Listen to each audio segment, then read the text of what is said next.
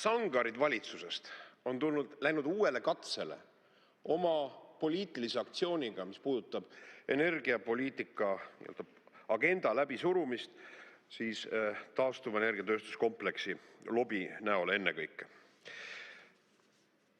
Eesti Tööandjate Keskliit on andnud sisulise, kvalitatiivse ja hävitava hinnangu sellele energiamajanduse arengukavale. Tsiteerin: ENMAK-i elektrihinna eelduses on kasutatud elektrihinna komponente, mis tunduvad juba arutatud võrgutasude ja sagedusreservi tasude valguses liiga tagasihoidlikud. Endiselt on ENMAK-is plaanis taastuvenergia arendamine ennaktempos võrreldes Euroopa Liidu riikide keskmisega või rahvusvaheliselt kokkulepitud sihttasemega. See ambitsioon avaldub ka energia lõpphinnas. Arengukava prioriteet on taastuvenergia arendamine, mis eeldaks kogu energiamajanduse tervikkäsitlust. Seda pole hetkel tehtud. Elektrisüsteemi ei käsitleta selles arengukavas ühtse dünaamilise tervikuna, energiajulgeolek, hind ja keskkonnamõju taotluslikud eesmärgid on püstitatud, kuid puudub nende täitmise mehhanism. Energiamajanduse turupõhine arendamine on suunana deklareeritud, kuid jääb segaseks, mida sellel mõeldud on. Ja Tööandjate Keskliit jätkab. Plaanis on asendada kohalik fossiilkütus imporditud fossiilkütusega. ENMAK 2035 ei käsitle regiooni, esmalt Läti, Leedu ja Soome energeetika koostöökavasid ja projekte. Arengukava ei käsitle elektri ja gaasi hinnastruktuuri paratamatuid muutusi. Turumahtude prognooside lähteandmeid pole selgitatud, prognoosid on suure kõikumisega. Ja nii edasi ja nii edasi.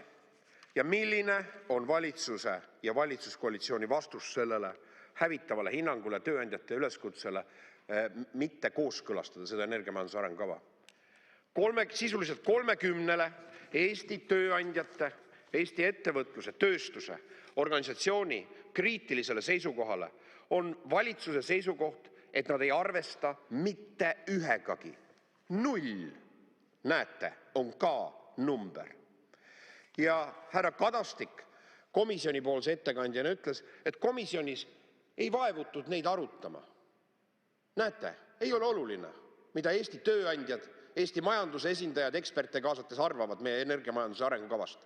Mis tähtsust sellel on? Pärast meid tulgu või vee uputus, härra Kadastik. Olukord on loomulikult kriitiline. ENMAK ei vasta põhimõtetele, mida elujõuline, turvaline ja taskukohane energiasüsteem tegelikult vajab. Kõigepealt tuleb meelde tuletada üks fundamentaalne tõde. Energia ei ole toode, vaid teenus. Me ei tarbi lihtsalt kilovatt-tunde, me tarbime kättesaadavust. Ja energiat siis, kui seda on vaja. Ja seni, kuni poliitikud on võimetud neid põhimõtteid tunnistama, ei saa ükski energia kliimakava, mida kokku klopsitakse, olla realistlik ega jätkusuutlik. Usaldusväärsus on iga energiasüsteemi esimene ja ülim nõue. Alles pärast usaldusväärsust saab rääkida taskukohasusest ja alles siis, kui energia on nii töökindel kui taskukohane, on mõistlik investeerida keskkonnamõju vähendamisse. ENMAK aga alustab just nimelt ideoloogilise aktsioonina vastupidisest otsast. Ta üritab süsteemi muuta keskkonnahoidlikuks enne, kui see on töökindel ja jõukohane. Teine probleem on see, et ENMAK käsitleb energiat peamiselt elektrina ja elektrit peamiselt poliitilise sümbolina, härra Sutt.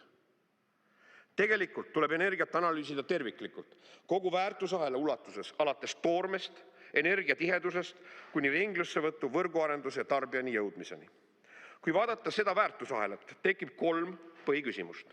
Esiteks, kas kavandatav süsteem toodab rohkem energiat, kui ta kulutab? Keeroi. Teiseks, kui palju toorainet on tegelikult vaja? Ja kolmandaks, milline on keskkonnamõju kogu elutsükli jooksul? ENMAK neile küsimustele ammendavalt ei vasta. Kõige probleemsem osa kavast puudutab tuule- ja päikeseenergia eeldatavat rolli Eesti energiavarustuse ettekujuteldava nurgakivina. Need tehnoloogid on väärtuslikud, kuid nende põhivead peituvad 2 omaduses: väga madalas energiatiheduses ja katkendlikkuses. Madal energiatihedus tähendab suuri seadmeid ja suuri maakasutusi. Katkendlikkus tähendab tohutuid lisasüsteeme, akusid, vesinikku, reservvõimsusi, massiivset võrguarendust.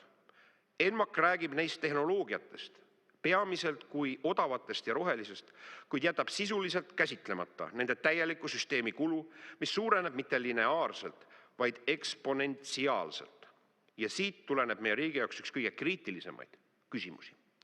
Kui ENMAK ellu viia, kui palju maksab energia tulevikus Eesti inimestele ja Eesti ettevõtetele?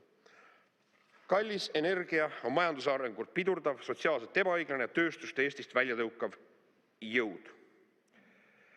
Selle valguses peame küsima, kas ENMAK teenib Eesti inimeste ja ettevõtete huve või on ta dokument, mis ei järgi tegelikkust.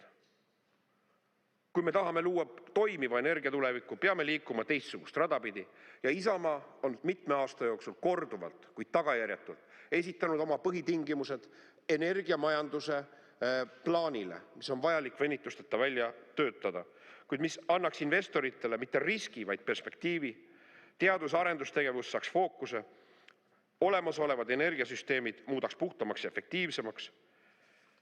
Meil on vaja mitte unistust, ideoloogilise aktsiooni vormis formuleeritud, vaid reaalsuse energiapoliitikat. Energiasüsteemi, mis põhineb füüsikal, mitte loosungitel.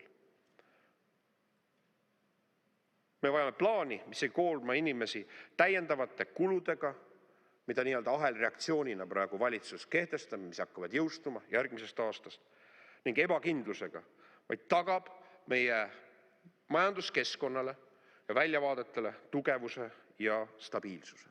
Ja meie põhiprobleem on selles, et esitatud kujul see ENMAK ei täida neid nõudeid.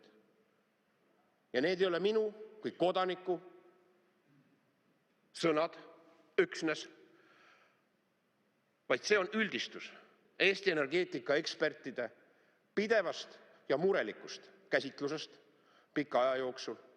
Ja see on ka sisuliselt kvintessents nendes formuleeringutes Eesti mõjukama tööandjate ja ettevõtjate esindusorganisatsiooni, Tööandjate Keskliidu hävitavast kriitikast energiamajanduse arengukavale.